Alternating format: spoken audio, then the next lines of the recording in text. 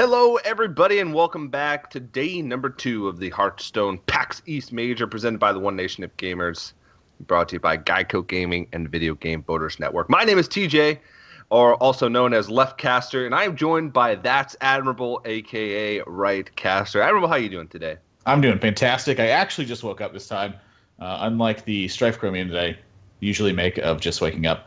And we actually have StrifeCro in our first match here today. He's getting set up right now as we speak, and I get to see a good match from him. Lots of great stuff that we saw from day number 1. Most of the big names have been making it through to the round at 64. A couple of notable losses that I want to note. The Rat versus Reynad actually took place in the round of 128, where Reynad dropped a very close 5-game set due to some unfortunate luck in a couple of those games. And BLPS was actually knocked out by Richard in the round of 128 as well. But other than that, pretty much all the big names have been making it through the round of 64. Going to see if they can continue that run. It's going to start here today with StrifeCro. How are you doing today, TJ? No one ever asked me that question back. I'm doing great, actually. It's a bit early on the West Coast, but it's perfect time to catch and watch some great Hearthstone. Of course, if you're just tuning into the PAX East Major, this is, of course, a major presented by One Nation of Gamers that's sort of tied into the 2016 circuit that ONOG has been running. It's got a $10,000 prize pool. That's going to be broadcast over the 3 weekends, over the 3 days of the weekend at PAX East. Also, there's 43 Hearthstone Championship Tour points to give away. So there's lots of big names, as Admirable was mentioning. All the big names seem to be making it through to the further rounds. There's also, about 100 open slots. So players that were just walking around the PAX floor that decided to sign up for this major. So you might be seeing some names that you're a little bit unfamiliar with, but hopefully you grow to love some of these players, because yesterday we saw some of the open players bring some crazy, crazy decks. And I hope we get to see the same thing today, because it made for some really entertaining matches. Yeah, one of the most notable ones for me yesterday was actually Radlac versus Kalento, where in their Control Warrior mirror match, Radlac had a very greedy style of Control Warrior. He had a copy of Chromagus, he had an Nefarian, he had an Arc Thief Rafam, and Kalento ended up drawing a couple too many cards, and Radlac quite literally just ground all of Kalento's cards into the dust, despite him playing a Golden Monkey, and had him further in fatigue than he was. And that resulted in the game win, despite the fact Kalento got over 80 health at some point during that game. And things like that are some of the crazy stuff you can see. Those control matchups, typically the greedier player wins. We also saw some Secret Mage where Ethereal Arcanist got up to 13 power at one point in the game and was pulling a lot of heat from a Freeze Mage. A lot of cool stuff. In an open environment, it really this feels like a real card tournament to me that I'm used to. I've been playing cards for 20 years. I've seen all kinds of stuff in tournaments. And events like this where players have to physically show up and play, a lot of them will tend to just play whatever their favorite decks are, or just stuff that they've built that they really want to compete in a tournament with. And you kind of hit the nail on the head. A lot of these guys you'll see are unfamiliar names to kind of the household Hearthstone tournaments that you're used to. But I certainly enjoyed the matches yesterday, and I'm looking forward to seeing more of it again today. Yeah, definitely. And, while we're waiting for this first match to start, of course, there's going to be StrifeCro versus Skrom. We'll talk a little bit about the One Nation of Gamers circuit once again. Of course, the event this weekend being sponsored by GEICO and Video Game Voters Network. Also, CyberPower PC, DX Racer, Razer, and Asus Republic of Gamers for helping us out with the hardware at PAX East. Big shout out to those guys. Throughout the day today, we'll be giving away CyberPower Gamer Extreme 1000 PC. And throughout the weekend, I guess, not just today. So if you want to enter in to win that PC, make sure you click the banner below for the website, or you can just head over to geico.onog.gg. All the information about the tournament and about the 2016 circuit in general are also on that website. We're also the next open for the One Nation of Gamers circuit is on April 30th. It is limited to U.S. residents only, but if you're in the U.S. and want to get a chance to compete and make some money, each of these opens has a $1,000 prize pool. And if you win, you also make it into a feature tournament, which is going to be 6 throughout the year. We've already done 2. 5 throughout the year. We've already done 2, which have a $6,000 prize pool. So if you think you have what it takes, you want to enter into an open, then make sure you head over to that website in the top right corner. You can click sign up, and it'll bring you to the sign up page to do that. So lots of cool stuff to come for the 2016 circuit. Also, if you're on the PAX East floor, One Nation of Gamers has created an app for you to play against other players at PAX. That's called the Battle Zone beta app. So if you want to play against some of your friends at PAX East, or if you want to have a chance to win prizes or Razor gear, make sure you head to the App Store, search for Battlezone Beta, sign up, you'll log in, put in your battle ID, it'll search on the PAX East Wi-Fi for other players, and at the end of the day today, we'll be giving away cash, and we'll be giving away Razor gear in prizes to some of the top players on that Battlezone Beta ladder, so make sure you guys are doing that throughout the day. But we do have the players sitting down, which means they're going to be starting relatively soon here, so we can start talking about their decks just a bit. StrifeCro bringing Rogue. A lot of the more known players have brought Rogue to this tournament. Why do you think that is, Admirable? Yeah, I think the fact that this is such an open field and you don't quite know who you're going against, it's probably good to have a deck that's it's like a pseudo catch-all to a lot of the aggro builds that you could see out there. Blade Flurry is an extremely powerful card. And if you're playing against people who are just filling up the board with minions that you don't necessarily expect, being able to pull off a big Blade Flurry, either for the burst damage towards the mid-late stages of the game, or just being able to Blade Flurry to clean things up, that's an option that I think a lot of these guys want access to. And then furthermore, Rogue is also kind of a comfort deck for a lot of these guys. And once again, when you're playing in the open field, you don't necessarily know everything that you're playing against. You take a look at the 16-player tournaments where it's 16 of the top players in the world, a lot of those players can tend to tailor their strategy around who they are worried about within those other 15 players and have a game plan that is quite literally specifically designed to fight those kinds of players. But here, you're going to be getting some lineups that you don't necessarily expect to see. For instance, I take a look at Skroms, Mage, Paladin, Warlock, Warrior. This is 4 fine classes, but this mix of classes is something that I don't really see that much in top-tier competitive play. And so because of that, StrifeCro is going to need a different kind of attack plan to fight against this guy. You can't just bring the kinds of lineups he's always been bringing. He probably needs something that's a little bit more well-rounded. And Rogue seems like it fits that kind of dynamic in an event like this. Yeah, and we'll have to see what these decks are from Skrom. He went ahead and banned out that Rogue, so we won't be seeing that. So that sort of lends us to believe that maybe it is a more aggressive strategy. Maybe a Tempo Mage, Secret Paladin, Zoo Warlock, things like that get really countered by the Rogue type of playstyle. But StrifeCro is a player that you can never really pinpoint his decks when he's playing in a tournament. He plays all sorts of things. He's never afraid to sort of bring out that grinder mage that he's sort of known for. But he also can play freeze mage. He also can play tempo mage. So it'll be interesting to see. The players are selecting decks right now, so that means we should be jumping into the match in just a few moments. And yeah, I'm excited to see if another known player is going to make it through to the round of 64. Keep in mind, today we're going to be broadcasting for a long time. Pretty much all day we're going to be broadcasting for. We're going to go through the round of 128. I believe we're going to go through some select matches in the round of 64 and through the round of 32 today. So we got a marathon of Hearthstone. Yeah, the one thing I can say about StrifeCro and the kinds of decks he brings is that StrifeCro typically almost always wants some sort of inevitability factor built into his deck. And that's influenced a lot by some of the card choices you see. Like, I remember back in the Miracle Road days, he was running Gnomish Inventor and he was running Azure Drake. And those two cards are actually really important to the Rogue's matchup for the ability to just keep a card economy high, be able to get a minion on board and get some damage from it. It's like always something he wants to do is have a repetitive source of damage threatening on board. And it's really unique to see because a lot of players have kind of adopted styles of strategy that he introduced early on in Hearthstone and that we kind of continue to use today. It's defined a lot of the principles that are in Hearthstone that's very different from a lot of the other card games that I've played in the past. And while recently, and so when I say recently, I mean very recently, we haven't really seen StrifeCro put up some insane results like he did, throughout all 2014 and most of 2015. I'm not really sure that's a product of StrifeCro's play. I think it's just kind of like the variation that comes into it. Like eventually you're going to have a string of tournaments where you kind of just go back and forth. But the bigger picture here is that StrifeCro is always going to want to play to the board. That's something he looks to do. So Look for him to make unique plays in situations where a lot of players would tend to go face or a lot of players would tend to like all trade. He'll try to find a mix of those options and try to create just tension on the board and work from there. Like this play, for instance. Yeah, and sometimes he tends to be a little bit greedy with his cards, but it's not the case in this game because he's used the Savage Roar basically just to clear off a Void Walker.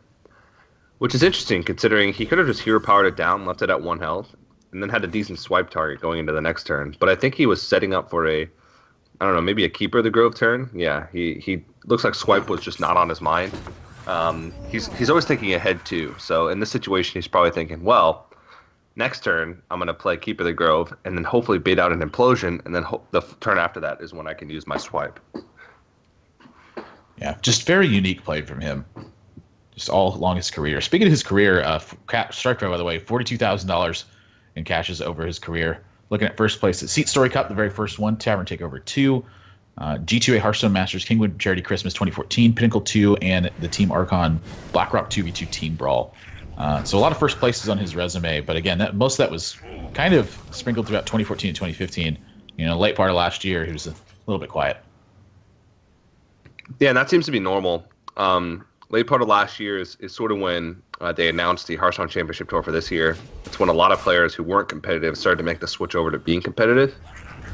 So when the field is more saturated with good players, it's harder for those known ones to make it through and continue their results. So it makes it even more impressive for the players that have continued to have results despite the increasing field of players. But StrifeCro is still in a good spot. He hasn't taken much damage so far this game. If he gets to that turn 7 mark, then he's going to be in pretty good shape. But Skrom has so many big threats in his hand with double Sea Giant and a Dr. Boom. Yeah, so we'll see if he can start getting that stuff out. Kind of interesting. It's, typically a hand this heavy, I would say, is actually pretty decent against Druid. But StrifeCro, I feel like, might have the kind of hand that can really fend off this pressure for quite a while. I mean, does have a big game hunter, does have 2 Ancients of Lore, and this piloted Shredder looks like it's sticking to the board this turn. So Dr. Boom going to help to make some work of this, but this is still anyone's game. I mean, 2 Sea Giants is always so scary if this many minions stay on board. And Wild Growth's certainly no help this turn. Yeah. Looks like he's just limited to Big Game Hunter, Shade of Naxxramas. And then he's almost always going to be met with at least 1 Sea Giant next turn. He can clear basically just 1 minion off the board, but he's putting 2 extra minions on the board because he's putting his Big Game Hunter and he's also putting his Shade of Naxxramas. So he's basically left with 1 more minion than when he started. So that means that double Sea Giant is a possibility. Ooh, draws Ironbeak out as well. I think I'd like to see him Ironbeak out that Shredder, but I think he wants the Reliquary Seeker value is what he's going for. Could be. I mean, you could still get the Reliquary Seeker value, I think. His mana is going to be a little bit tight, I guess. No, he can do it. Because he can play the Sea Giant with 1 mana. He could silence, play the Sea Giant for 1 mana, trade in, and then play. Oh, yeah, trade in, and then play the Reliquary Seeker. Yeah, I mean, I see like one of the ways he loses this game is like if a Doomsayer drops. Like it's kind of weird to play around that minor of a circumstance. But honestly, with this board presence, that's one of the only ways you're ever going to lose is when StrifeCro literally just a Doomsayer pops out of that and you can't kill it. But I guess if he plays the Sea Giant first and then he attacks and the Doomsayer drops, that means he can just Ironbeak Owl it afterwards. So that was actually something I wasn't considering, was just playing Ironbeak Owl to hit the Doomsayer. Should have dropped out of it. But now 2 Sea Giants on board. StrifeCro's got his work cut out for him, and these 2 cards I don't think are going to help. Yeah, just a little bit too much. Leading with Dr. Boom first, I think, was necessary for Skrom in order to stay in this game. Like, say he had tried to go for Sea Giant, just to not overcommit to the board and like run into Mind Control deck or something like that. It would have been possible for StrifeCro to check it. But smartly leading with Dr. Boom, Skrom's going to take a very decisive game number 1, and that's why 2 Sea Giants cropped into some of these Zoo decks. They flood you with minions early on. You use your resources to take care of it, and then they go, can you beat these guys? And the answer for StrifeCro that match was no. So he's going to fall. Seems like a lot of Zoo versus Druid matchups go like that. That's one of the reasons why it's considered so strong. You have sticky minions on the board early, force the Druid to play either off curve or make awkward turns like the Savage Roar that StrifeCro decided to go for on turn 3 in order just to answer a Voidwalker, which never feels good. So he's got an uphill battle now. Skrom still has Mage and Paladin left remaining. And whoa, Paladin. And that looks to me like a Murloc Paladin. Doomsayer really a telling card in a lot of Paladin builds. We've seen it not really be in any of the builds other than Murloc Paladin lately. And not really too big of a surprise to see it. A lot of the Paladin decks are very aggressive. But this is one of those matchups where you might look at it and be like, I got Equalities and Consecrates. I can couple those with Wild Pyromancers. I have a lot of healing and Elder Peacekeepers. You might be thinking that Druid's actually kind of a good matchup, but typically this one's pretty darn bad for the Murloc Paladin. I mean, the Druid, it kind of plays it like the Warrior matchup where they just draw so many cards and continue to play threat after threat. And the Paladin struggles to keep up and eventually gets to a point where every single minion threatens lethal in combination with Force of Nature and Savage Roar for that endgame burst. And so they're left struggling to answer everything the entire step of the way. Eventually they get 1 weak turn and Druid capitalizes on it. That's a very common thing you see in this situation. Yep, and Skrom seems to be playing the more minion-focused version of the Murloc Paladin deck. It runs Muster for Battle, it runs Shielded Minibot, and it runs Dr. Boom along with the Murloc package. So it's mostly just to fight a little bit and pressure a little bit more. This is the version that I prefer a little bit more. It feels like it plays a lot better. You don't have weird cards like Humility. You also don't have quite as much consistency with your heals and your removal. A lot of times you have to cut like a Sludge Belcher or an Anti-Kill Bot, whereas the very, very control-heavy deck runs both double Belcher and double Heal Bot. So you do have to cut some things, but it makes your early game a lot smoother, I feel. Yeah, I will say that having the Dr. Boom and the Muster for Battle certainly gives Murloc Paladin a very different dynamic where it kind of can just play it like a mid-range game until it gets to its super late game with anything can happen. And this is the kind of start that Skrom actually needs to fight against Druid. You need early Murlocs. You need early board presence. You're going to need multiple copies of Equality, very likely.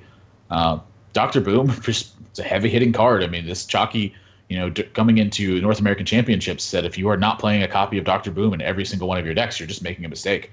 And I remember he even took that as far as to when we were practicing, he put Dr. Boom in his Freeze Mage deck and was beating me because of Dr. Boom in the Freeze Mage deck. Yeah. So it's not really too big of a surprise to see this creep into to some of these later builds like this and really make a big impact. So StrifeCro just going to go ahead and swipe on turn 3 and really kind of dead on turn 4. I mean, we've seen StrifeCro have some pretty poor openers with Druid so far. Yeah, he's not really expecting the Muster for Battle. He would have definitely held on to that swipe, I feel. And he is going to get slightly punished, I suppose. Muster for Battle, not that threatening. Especially in this Murloc deck, in order for them to pressure you, they have to get insane draws. It's not like a Seeker Paladin deck or even like a mid-range Paladin deck where a lot of your draws are going to be threats. In the Murloc Paladin deck, a lot of your draws are very reactive cards, and we can see that Skrom just doesn't even have another threat to play until turn 7 when he's going to drop down the Dr. Boom. So it's good for him to have this pressure, but it's really just to buy him some time. It's to buy him some time to get to those later turns where he can cycle more with Lay on Hands, where he can play these big drops, where he has time to play Eldar Peacekeeper and develop Murlocs. So he's just buying himself time right now. Yep. Enjoy that 2/4 Keeper of the Grove while you can, because it won't last forever. Never forget. Moving down to a 2/2 in the next patch, which is hitting on the 26th.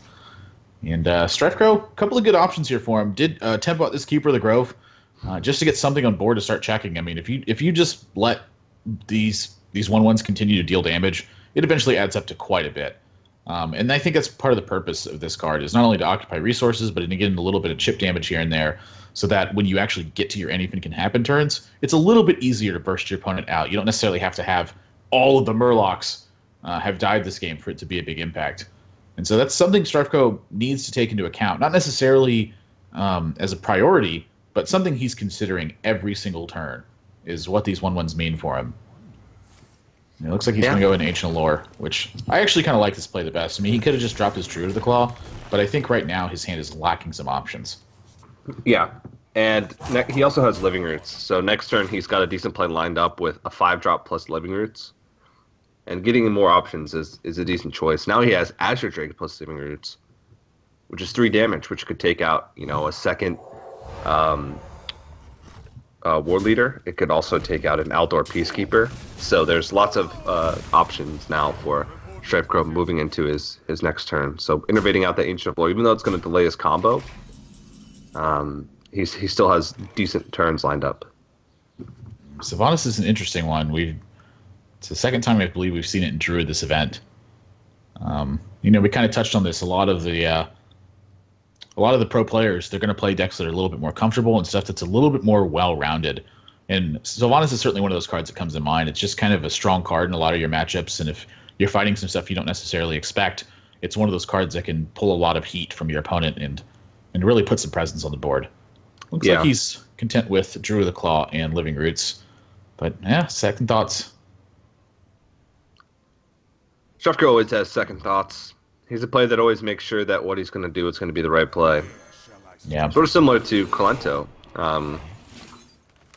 which is, I mean, they've been on the same team for quite a long time now, and they've always had sort of very similar play styles. Yeah, it was actually, I got to play with StrifeCro at the Archon House Cup. In the final event, the 4 players that weren't in the top 8 of that, we drafted them in order, and we got to have those players help us construct and play our decks. And to hear some of StrifeCro's thoughts and the way that he approaches the game, it honestly was very different than the way that I was. He was very concerned with longevity and kind of inevitability game plans, and really working towards having a final threat on board that really made an impact. And typically for me, what I've done is I've just kind of gone for power turns every single turn of the game in hopes that my opponent can't answer one of those power turns, and then it works out for me, which often leaves me very vulnerable. Just hit the face. Yeah, kind of. Yeah, I attack face a lot. But StrifeCro he's a very well-rounded player, always concerned with making sure he's not giving too much away and not overcommitting. Mm-hmm. And the way that we've seen him play so far, it feels like that's exactly what he's going for too. Just like take it one step at a time and work towards that big turn. Yeah, so now StrifeCro is still 2 turns away from the combo. He's got a couple options this turn. Lotheb is good if he wants to lock out spells. Going into turn 8, that can be a pretty big turn for the Warlock Paladin because of Lay on Hands. Forcing Lay on Hands to come a turn later really ruins their curve. A lot of times ruin that game plan. In doing so, he can also Wrath, but it looks like he's going to choose to Cycle here. And in doing so, I would imagine he would just go for Cycle with the Wrath as well. Just to try and once again strengthen his options. Yeah, he'd have to trade in his full board, though. Yeah, just a couple of 1/1s, though, so I think he's getting some pretty good value out of these, especially in the face of the last charge of Light's Justice. Ooh, actually, it looks like he routed for 4. Yeah.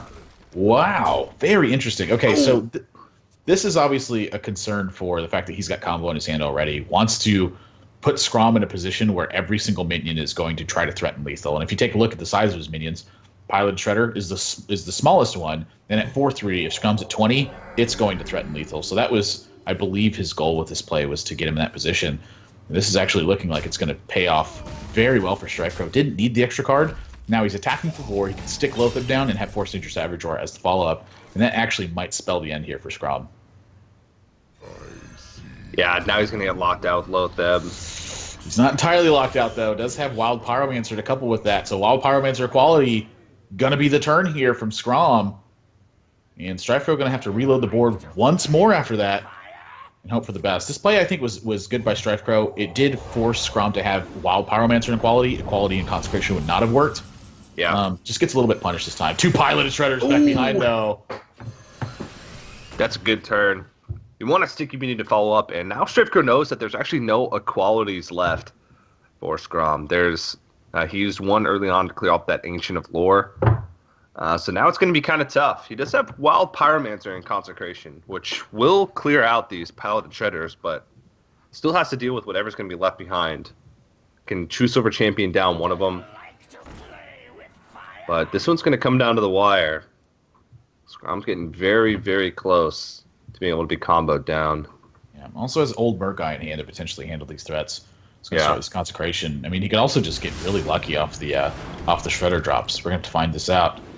Great response from Skrom so far at basically every single turn. 2-3 to 4-1. So I'm going to stay at 23. Combo is going to be 20 damage for StrifeCro this turn.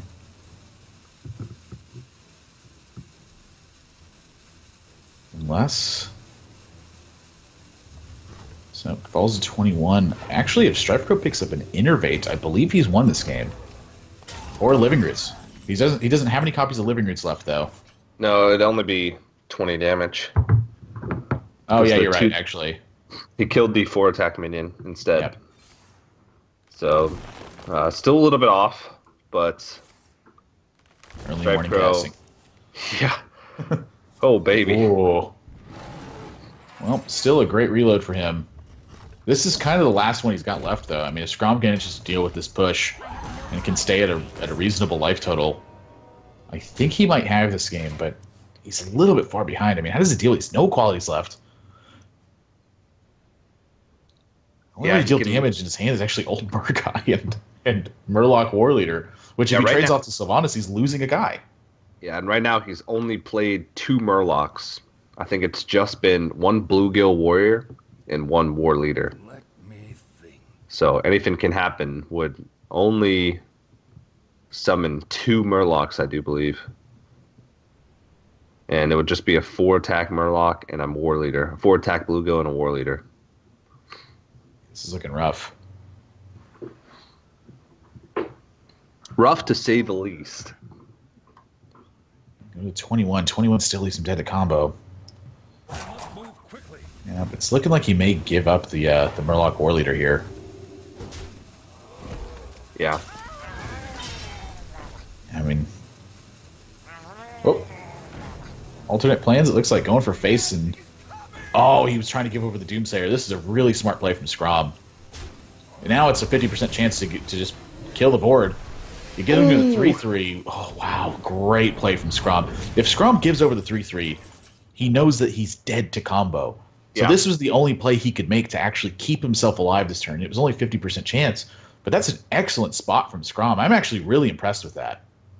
Yeah, that's a really good spot. And ends up being rewarded. Of course, it still was a 50-50, but rewarded for that solid play. Now 3 Murlocs have died.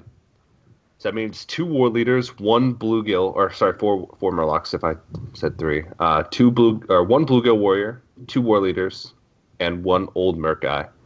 So that would be just 6 burst plus 9. 16, I believe. 16 total damage, is that right? 15.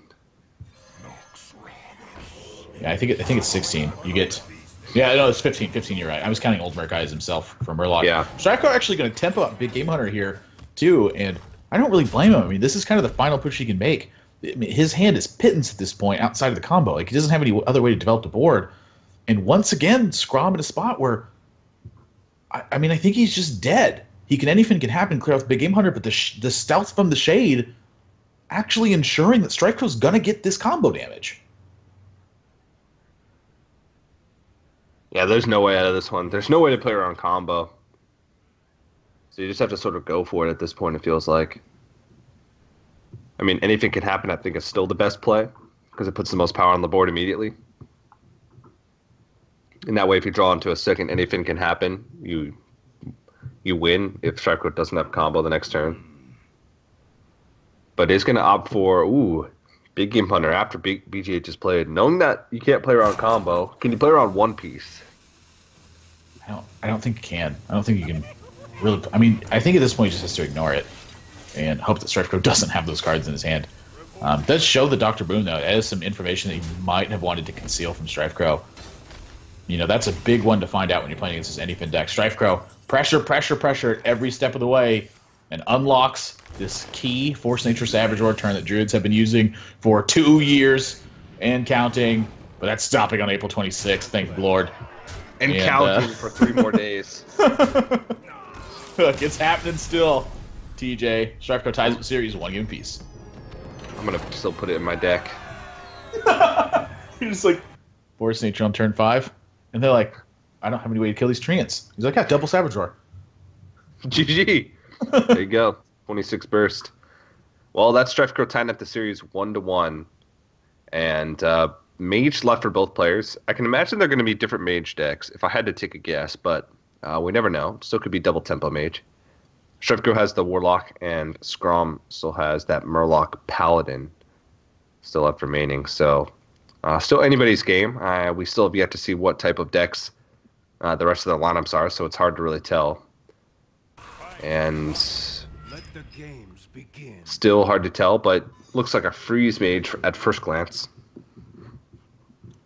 Yeah, I mean, this is almost certainly a Freeze Mage. I mean, Blizzard, Frost, and Fireball, how often do you see these 3 in the same deck? It could be a Grinder Mage, still. And something that he is known for is playing these Grinder Mage decks. You know, it's something he's done a lot in the past. Let's go ahead and wipe the sweat from his brow. StrifeCro under the heat. You can see those lights that are coming from the top, actually. Those lights can tend to get really hot at times.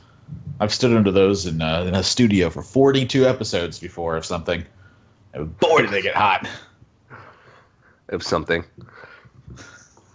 It was a photo shoot.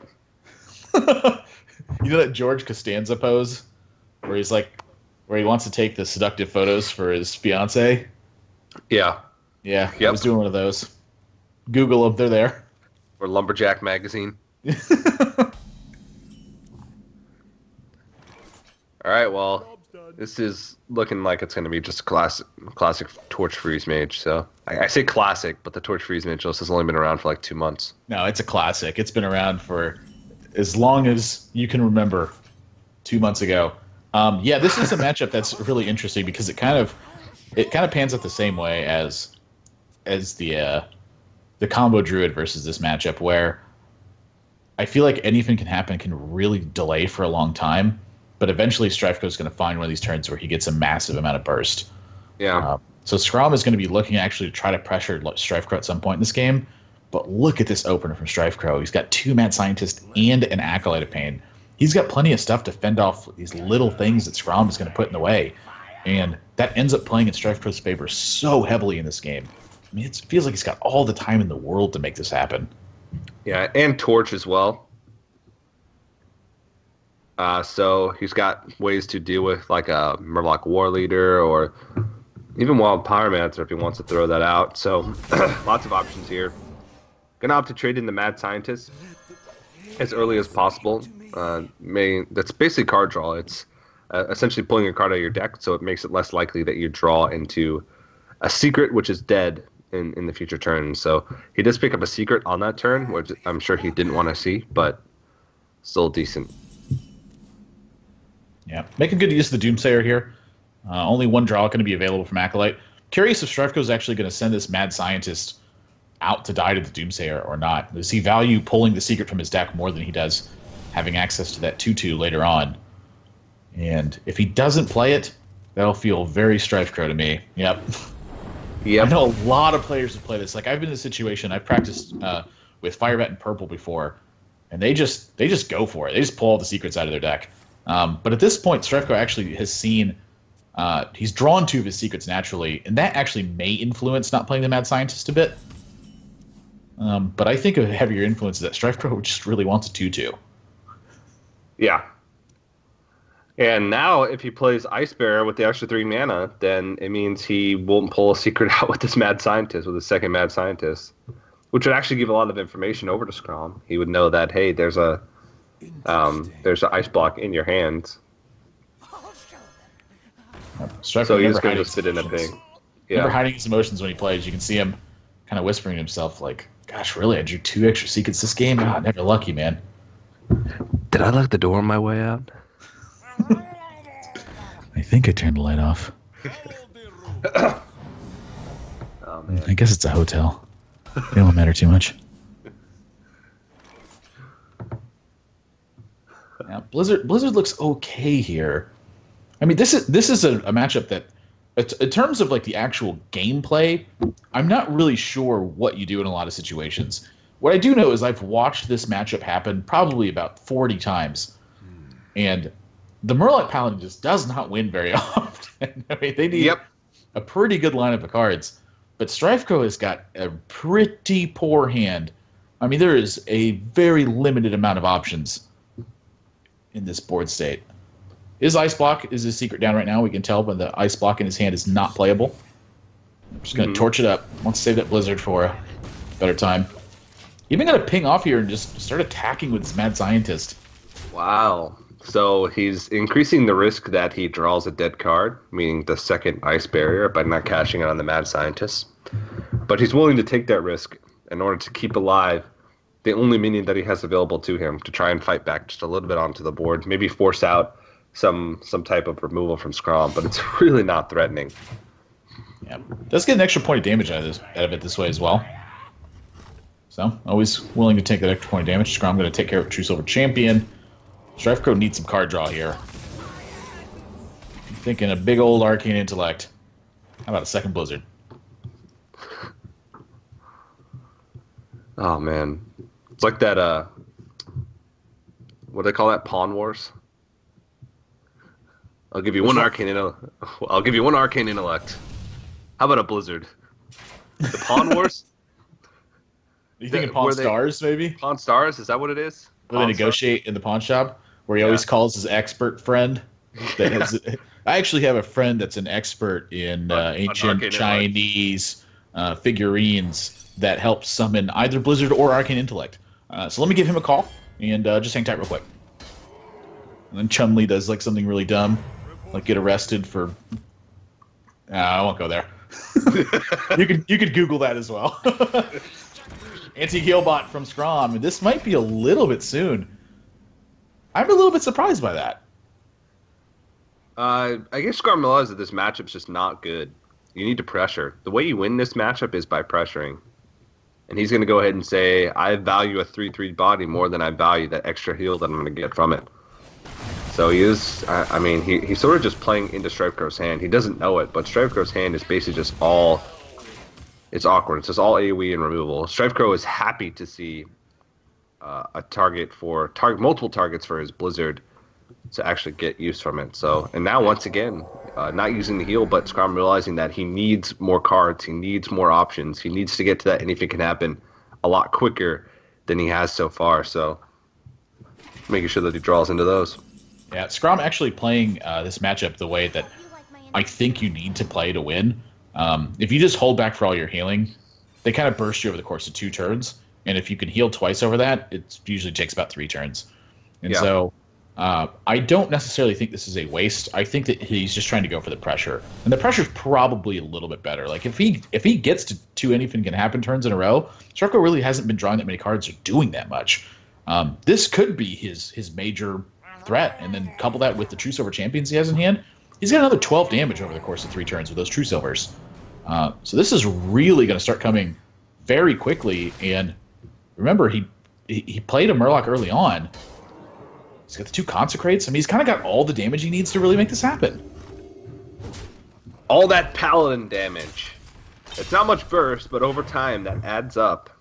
And especially with True Silver Champion, that's basically 4 mana for 8 damage over the course of 2 turns. So, really putting on the pressure now, but it is going to be stopped by either Frost Nova Doomsayer or even just a Blizzard. Frost Nova Doomsayer, I guess, could be answered by an Equality with that 1 damage Light's Justice. Don't really find much other use for Equality in this matchup, so StrifeCro starting to get some burn.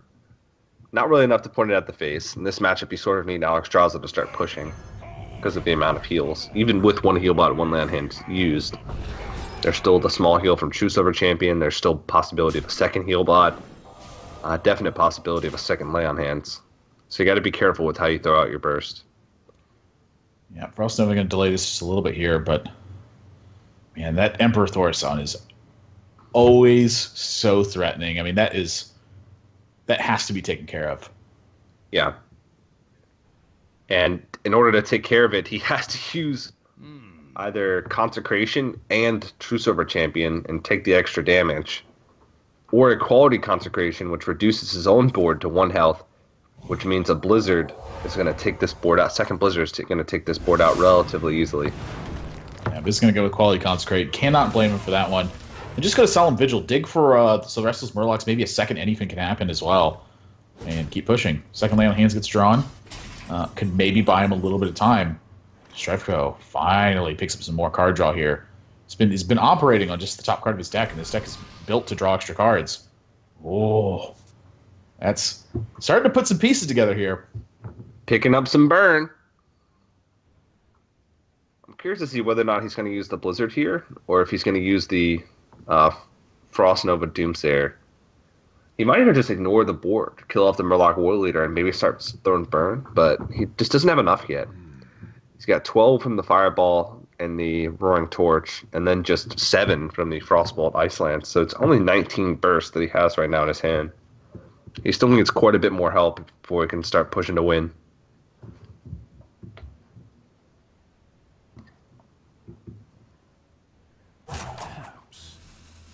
So That's tough. Gosh, I mean, if he goes for like Blizzard and Doomsayer, he's playing right into anything can happen. But if he just Frost Novas, he's not really making that much progress. Frost Nova Doomsayer, I think, is his best chance to actually play around anything can happen. But I'm not quite sure this is going to get the job done. Depends on how Skrom responds to this. I mean, StrifeCro does need to delay just a little bit more to get the extra damage he needs to push him out of this one. But again, with Skrom having the Lay on Hands and the True Silver behind, this might just be enough damage to get it done. He's already used one equality. Second one looks fantastic here to just continue to force action from StrifeCro. Is this a set the True Silver turn just for mana considerations? Yeah, I think so. You got enough value of that Light to Justice already. It was really just there to add the extra damage for when he used equality. Oh, second Ice Lance. 12, Still? 15. It's 23 damage at the moment. Even if he fits in pings over the next 2 turns with this burst, still going to be 3 damage off of killing Skrom. And that doesn't even account for the extra healing that he knows is in this deck, so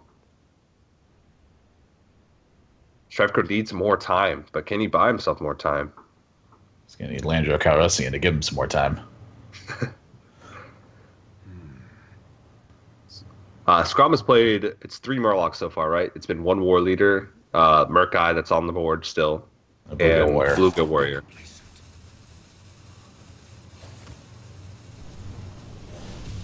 Pings off the War Leader. Still not enough burst. Not even close to enough burst for both players.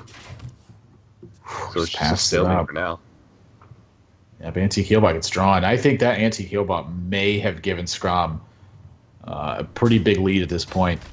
You know, the fact that StrifeCro isn't playing the Archmage Antonidas version, it means that if he gets a big burn turn off, he doesn't just have a bunch of extra burn spells in his hand to follow up with afterwards.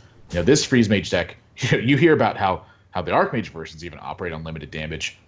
The Torch versions operate on an even more limited amount of damage because it's torches and the natural draws afterwards. Skrom going to go ahead and just draw more cards, looking for that second Bluegill Warrior, looking for that second Murloc War Leader. Wants to get this pressure high and keep going. I'm not sure he needs to do that at this point. Oh, Pyroblast for StrifeCro. That's now 35 points of damage that he's got over the next couple of turns. Yeah, but can you go for it? You know that Skrom has drawn so much. He's got Antique Healbot. He still has True Silver Champion as well. He can get back to 30 this turn. And not only get back to 30, but he's got 8 damage on board. The True Silver Champion would be another 4, so he could put StrifeCro down to 8 and heal back up to full. Yeah, I think this is the turn StrifeCro had to go for it. And a lot of that's based on the fact that he's seen 2 Lay on Hands and an Antique Healbot already. Like, that last Antique Healbot and that True Silver Champion is the last healing left in Skrom's deck. And if StrifeCro's going to make the push, I think he realizes he needs to draw a little bit more damage. And that Pyroblast, I think, was like kind of the tipping point for it. Like, I have to do something. I have to do it now. I'm under a lot of pressure. I have to eventually cast all these mana worth of cards in my hand. I think this is just it. Alex Straza gets drawn afterwards. 15 points of damage from StrifeCro. That is a huge draw right now. And Skrom can pop his Ice Block, but StrifeCro's got a second copy in hand and all the burn in the world. That's not even just a huge draw. That's the draw. That's the key draw that he needed to win. I feel like if Alex Straza wasn't his next card, or the card for the turn after, then he was going to lose this game. StrifeCro doesn't even Frostbolt Ice Lance his turn because he wants to have a second Ice Lance backed up afterwards. So it gives across that 2 healing to be able to have access to that burn on the follow-up, that extra 4 from Ice Lance. I don't think Skrom can't win this game anymore. Yeah, he did not want to see that Alex draws. And this is one of the reasons why this matchup is so poor. StrifeCro had arguably terrible draws for much of the game. He drew a lot of his secrets in his early hands. He had very little cycle. He got to cycle, you know, he had his Mad Scientist, which is good, but got to cycle once from Acolyte of Pain and no Arcane Intellect until after he had already drawn through more than half of his deck. He was stuck with AoE for a long time and had Alex Straza late and still found a way to win because Murloc Paladin gives so much time over to whoever's going to play. So Skrom's going to do his best here, but there's absolutely, unless he snuck a Loatheb into his deck somehow, even then I'd still think he would succumb to the pressure just because of the Ice Block alone. the second Ice Block in the hand. So yeah, that's going to do it. Wow, what a draw from StrifeCro. He's going to take a 2-1 lead here. You know, sometimes you just got to get lucky. sometimes. Unbelievable. But, you know, I don't even think Skrom necessarily would have won this game if he held on to his healing. Like, maybe if he had 2 anti-heal bots in his hand that turn, something would have gotten done. But you notice the anti-heal bots actually, they provided some pressure for him this game. And the other thing is he wouldn't have had this much damage in hand had he not actually drawn cards from his lay-on hands, just using it purely for the draw effect. So he could have held on to all that stuff and maybe been able to survive the burst a little bit longer, but he certainly would have had a lot fewer options to actually fight on the board. And that lack of pressure means StrifeCro has more time to put those pieces together as well. And so I'm curious to see how that game pans out if Skrom is a little bit more patient, but my instinct tells me that him pushing for the damage was the right play. Yeah, I'd say so. And now we're going to move into what could be the final game. StrifeCro on match point here. And this deck looks to be interesting from StrifeCro. It is a Warlock deck, and it looks like, I think they called it Hybrid Warlock. It's a deck that is basically like a super aggressive Warlock that it's just sort of like a mid-range with lots of burst. It runs like double Dark Bombs, Soul Fires, Power Overwhelming, Abusive Sergeants, but it also runs just good minions. Runs Powder Treader and Sludge Belcher. And Azure Drakes as well for that little bit of extra cycle, that little bit of extra spell power. So this deck is really interesting. It's sort of like Zoo, but it doesn't necessarily have as much emphasis on board. It just runs good minions. It likes to hit you in the face a lot and then burn you out with burn spells. Yeah, it's kind of an interesting take on a way to play a burn deck. I've played against it a couple times before, and sometimes you don't really know what you're playing against until all of a sudden they play an Azure Drake and you go, oh, that's what you're doing. Yeah. And by that point, you realize, wait a minute, this guy's going to have a lot of burn spells in his hand. And you've taken quite a bit of damage. Like, normally against you get down to like the 15 mark. If you have board control, you're usually pretty good. Against this deck, you get down to the 15 mark, you are in trouble. And this is the kind of situation that that Freeze Mage often presents against these style of decks, which makes it so powerful against these, is that, sure, he's going to take some damage here, but he's going to get a lot of card draws. Suddenly, that Voidwalker, that Imp King boss, those have kind of been turned into liabilities on Skrom's side of the board because of this Acolyte of Pain. And so we're seeing a completely different Freeze Mage game here, where StrifeCro had a great opening with the Mad Scientist and the Acolyte of Pain, and had a terrible mid game. Skrom has got a lot of card draw in his hand right now, and that's going to continue to happen. That's going to build into his mid game, where he can play Mad Scientist then, have all of his freeze effects, and he's got Archmage. So leading into the Archmage turn, if he stays safe for long enough, he's going to have a good game looking up for him. Yeah. But still, this deck is pretty nuts. I mean, you can see already just the burst accumulating. That's already 10 points of damage from hand with Leroy and Power Overwhelming.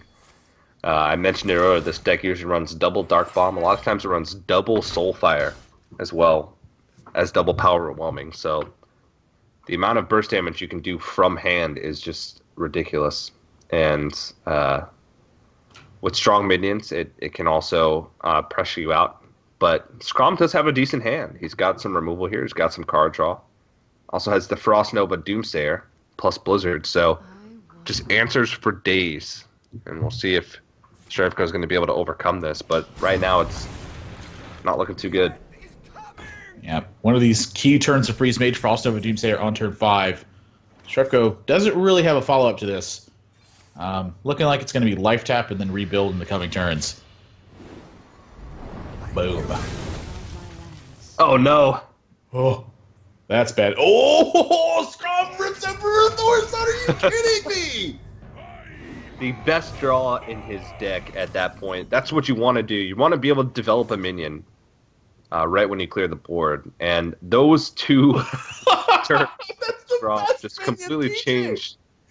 Oh, man. You're so not excited enough. I'm so mad it's early right now. That's why you're not excited. That draw is insane. And even just Darnassus Aspirant, sort of the cherry on top of that turn. Darnassus Aspirant, of course, when it comes out of Powder Treader, just effectively burns a mana crystal. I mean, I guess it's not that important with this deck, but it does make things a little bit more annoying because now he's going to be going into 6 mana instead of what should have been 7, so he can't even tap along with a 5-drop. Goodness, that's a big setback. Skrom's hand looks so good. Oh, gosh, I love Emperor Thaurissan.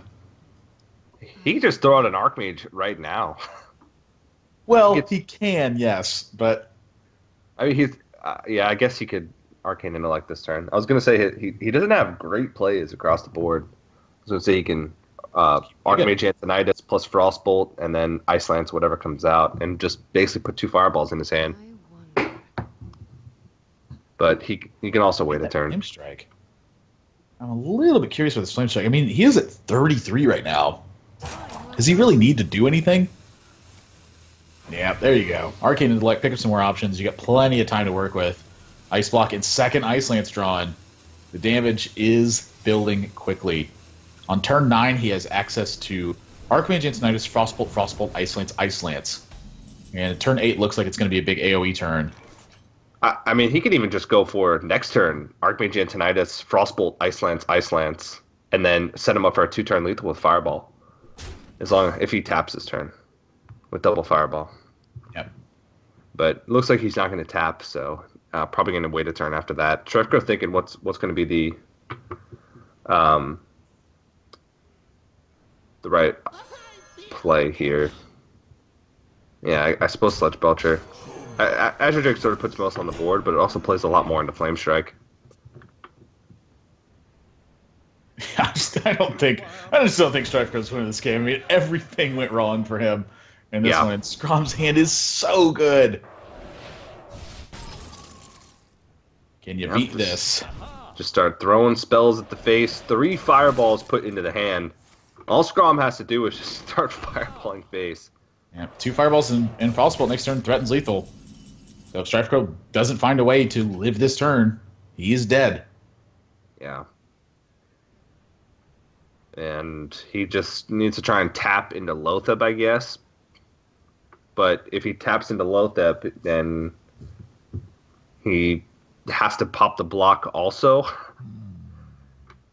He has to block spells, pop the block, and kill the Archmage Antonidas all in one turn. Just a couple things he's got to do. Yeah. Multitask. Totally doable. He needs 28 damage, kill the Archmage, heal himself up, delay the damage. I wonder. Something that Abusive Sergeant Leopardome decks are great at doing. Oh, Azure Drake. It's 2 Abusives now. He's got 2 of them. If he gets a Vitality Totem, does he live this turn? 12, 15? Yeah, he can still live. Vitality Totem? Yeah, Grover Crocolisk. It's about the same. Yeah, he doesn't know that there's a reduced Frostbolt in the deck, but that's gonna be Skrom taking the victory, and we're going to a game number 5, first series of the day. This one's delivered. Lots of the nuts freeze mage draws in the past couple of games. Skrom showing people how it's done with this deck. Woo! Woo! Man. Starting off early with the 5-game sets. Yeah, and so now it's basically going to come down to this sort of hybrid Warlock from StrifeCro versus a Murloc Paladin, and I just don't see how the Murloc Paladin's going to stand up to this sucker. Yeah, this is kind of a rough matchup. I mean, StrifeCro's basically playing a Druid deck for all intents and purposes. You know, just play threat after threat after threat, build towards a big combo turn when you have 1 minion that sticks to the board. Now, he doesn't have 5/5s that draw him cards, but he does have a lifetime that draws cards. So the minions he's operating on are typically going to be a little bit smaller than you'd see from a Druid, but the card economy is going to be very consistent. He doesn't really have a chance to not have a good card economy simply because it's in his hero power. So Skrom really going to have his work cut out for him this game. And I imagine that landing a key Doomsayer is probably going to be an important factor in this game. True Silver Champion really good, but 2 Consecrates, those are not very good against this deck. Nope. Consecrate doesn't line up too well against an Imp Gang boss. Actually puts more power on the board. 2 Imp Gang bosses? Consecrate. Set him up for the consecrate next turn too. I feel like Consecration would be like a really sick Swedish rock band name. It has to be Swedish. Like a Swedish fantasy metal band. Is there a Swedish word for consecration? Oh, no. Swedish people just don't use that word. I'll get back to you. I'm not even going to try and pronounce it. We need Orange here, stat. Get me Forsen on the phone. Yeah. You know, it's funny. It was a DreamHack. At the Twitch after party, we got a cab back from the Twitch party to the hotel, and Forsen was with us. And when we got back to the hotel, the cab driver told us an amount that seemed like it was very large, but he didn't speak any English. And so Forsen's with us. We're like, hey, is this guy telling the truth? Is this what it really costs? And Forsen listens to him. He goes, yeah, that's totally fine. And then we paid him, and then the cab drives away, and he goes, wait a minute. How was that each? And I was like, yes. And he goes, you just got scammed. I said, Forsen, you just let us get scammed. You speak Swedish. It's a lie. He doesn't speak Swedish at all. How are you just going to let your friends get scamas like that? I found the word. Invigning. I'm sure that your Swedish is spot on with the accents. No, I actually used the Google Speak. And it tells you what it is? Yeah. No trade from StrifeCro, and that's going to open up Consecration here for Skrom. Doesn't lose too much. Loses a 1-1. Yeah. How does it deal? But keeps a 1-1 on Skrom's board as well, so you can go ahead and trade that off. And, gosh, this hand is kind of operating on a low level right now. Happy to pick up Dark Peddler, I imagine. Looks like we have a slight spectator bug here. Sometimes the cards just don't show up, even on the point of view of the first player's point of view. So, don't know what he's choosing from, but he is going to end up with another power overwhelming, so much burst damage. Yeah, not a lot of action in his hand though. You know, it's looking like this is going to be either Murloc War Leader now or Muster for Battle. It's just going to be Muster for Battle. So this opens up Implosion a little bit for StrifeCro at this point. Wants to get some threat rolling, but really lacking a lot of that mid-game pressure that you would typically see. So curious to see how this one's actually going to pan out. We're just going to Mortal Coil and evaluate here. Or, okay, it looked like he was going to tap first. Sludge Belcher. Oh, that would have been a welcome draw off the top of this turn. You could have played that, but looks like he's going to have to change that game plan a little bit. He has seen one Consecration, so Implosion feels like a really enticing option here. We can see that Skrom does have that second one, but he's actually going to tap. Okay. Picks up a 1-drop, which is actually perfect. Yeah, not surprised to see the tap here because he's got the Void Walker in hand, and he knows that there's 2 copies of Wild Pyromancer in the deck. So something I imagine he's curious about is what happens if my opponent just trades in his minions and then uses Wild Pyromancer and Solemn Vigil. The second Consecration is going to clean up this board. Deja vu in this game. Skrom can just start pushing damage. Look at this. Yeah. He's already got him at 15 health. This is something that sometimes you see. I mean, StrifeCro's hand, he drew so much utility early on. There's nothing much to do afterwards. How much damage is that? 16 from hand if he keeps all of his burn here. He's getting close. 16 from hand. That's absurd. Picks up a Dark Bomb, that's 19. Picks up 2 Dark Bombs. That's 22. Picks up 2 Dark Bombs and an Abusive Sergeant. Admirable, that's 24. Skrom's at 24 health. He's effectively dead. Exactly. Second True Silver from Skrom in hand. Looking like it's going to slow down just a little bit from him here on out. Yeah. Hasn't played Murlocs yet, so still got to get through those. But StrifeCro's getting close to lethal. That's the scary thing. 17 damage this turn. Ooh, that's a not a very spell. welcome draw at this point. Yeah. Anything to just get stuff on board and try to keep it there, I think is what StrifeCro needs Yeah. this game. No, I don't know if he's eyeing the implosion this turn or not. He might want to Looks like- keep tapping. He seems to be valuing life tap a lot. He is getting low, but he knows that there's not going to be burst yet. He hasn't seen Murlocs, but Implosion's too hard to pass up now that I suppose both Consecrations are gone. Rolls 4 as well. So Solemn Vigil going to need to be the activator here for Skrom, but he only really has Equality or Solemn Vigil to go with it. If he just goes Wild Pyromancer or Solemn Vigil, he adds a token onto StrifeCro's board, doesn't deal with the Imp King boss that way. Bluegill Warrior actually kind of an interesting draw. He can Bluegill Warrior the Slime, True Silver Champion the Imp Gang boss, and then Wild Pyromancer Solemn Vigil. Yeah, I think that's a good turn, honestly. Because then he's left with an empty board and also a 3/1 Wild Pyromancer.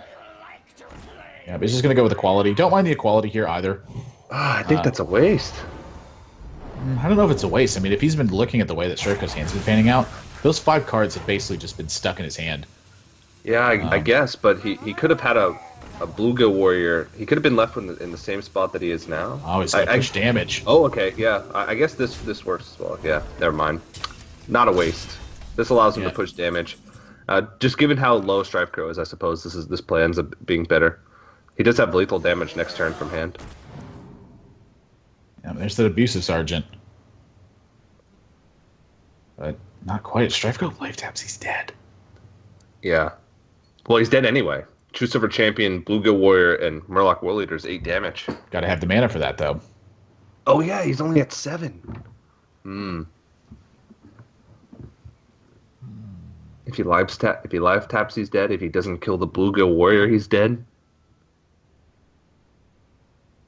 If he soulfires his own face, he's dead. I've done that one before. It's a doozy. Yeah, playing on mobile. No, I've just done it just playing.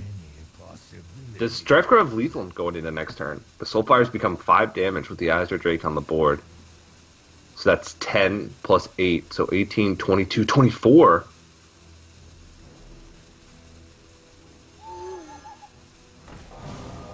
I'm just gonna silence and trade here, it looks like. Okay. So 1 mana off lethal. And if... Wow, this owl! Holy moly.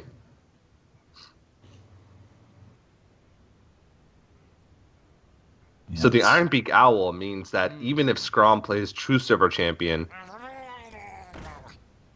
and heals for 2, then Skrom still has... Looks like a trade to me. Yeah. Yeah, wisely trading here. And StrifeCro once again on the back foot, and now at this point, if he life taps, he can still stay alive. If you started the Ironbeak Owl, trade on the Murloc War Leader, but he's got to get the damage in somehow. I mean, he's got to figure out a way to still win this game. Yeah, it's gonna be life tap first. Implosion. That's pretty good. Skrom doesn't have a spell in his hand right now. I mean, these 1/1s could stick. But if he rolls a 2, gets a 4. Rolls a 4 instead. Oh, this is going to be so close. I think Antique Healbot's going to be enough to keep him alive through this, but that is 18 damage from StrifeCro's hand if he manages to get both Soulfires. And still no spell from Skrom. He's got no way to activate this Wild Pyromancer. Yeah, I think here at Skrom, you just have to True Silver Champion the face and Antique Healbot. Put yourself back up to 30. Make it so StrifeCro can't life tap. You're basically putting him on a single draw to win. And yeah, you can't take out the Ironbeak Owl because you're putting him at 2 with the True Silver Champion. Really smart play. And StrifeCro is just not going to have enough, it feels. He's got 6 damage on the board. And he's got 18 from hand, so that's 24. That's only 26. Does he have a way to defend himself, though? Nope. 1, 2, 3, 4, 5, 6, 7, 8, 9, 10, 11, 12, 13, 18, 22, 26. 26 is the most damage that StrifeCro could possibly deal this turn. Wow. Yep, and he's no way to defend himself either. StrifeCro is going to fold Skrom. Wow. So yeah, that turn where Skrom used the equality ends up being completely the right play there. And Skrom's gonna wet his pants here a little bit as he sees all this damage come out of the hand, but as long as we counted correctly, that's not going to be enough damage for lethal. Nope, it is not. And StrifeCro is just going to go for it just to see, but he's going to shake his head. The well played comes out, and Skrom takes the victory over StrifeCro in the first match of the day. Moving on to the round of 64. Is that the first upset that we've seen from a known player? I think it is. Yeah, that's the very first one we've seen. Again, VLPS and fell in the round of 128. Rainhead matched up against the Rat and fell in the round of 128, I believe, as well. With a little bit of bad luck in a couple of those games. StrifeCro, he had some stumbles along the way. I wouldn't say they were like poor hands, just very average. And Skrom actually navigated this series, I feel like, pretty well. Yeah, I was impressed with a couple of moves he made in this game, namely on the Sylvanas Doomsayer turn where he went for a 50-50 to stay alive through combo damage, and then maybe have a follow-up StrifeCro had a dead turn. Playing as hard as he could the whole way, though, and seems like he's very experienced with the Murloc. Yeah, I'd say so. Murloc Paladin, just navigating it so well, understanding a matchup, it felt like playing to his outs, and just strong play all around so far. Even though it went 1 and 2, the two matchups that it lost were against very poor matchups for the deck, which is Druid and Freeze Mage. Yeah. Still, I think expertly navigated that Murloc Paladin, played it better than I would have, by far. Glad to see Skrom move on to the round of 64. Unfortunately, that means StrifeCro has been eliminated. This is a single elimination bracket. It's a giant bracket. There's still a lot of players left in it. There's a lot of matches to go. We are going to have to go to a break before we jump into the next match, but that next match is going to be Trump, the mayor of Value Town himself, taking on Crinkle Style. So that matchup should be fun. Make sure, guys, during the break, you head on over to the website, geico.onog.gg, and enter in for your chance to win a CyberPower Gamer Extreme 1000 PC. Of course, CyberPower PC helping us out by sponsoring this event with their hardware for PAX East. So make sure you guys go ahead and do that. If you want to sign up for the next Open, if you're a U.S. resident, the next Open takes place a week from today on April 30th. So you can do that on the website as well. But we are going to have to go to a quick break, so don't go anywhere, guys. Trump versus Crinkle Style coming up right after this.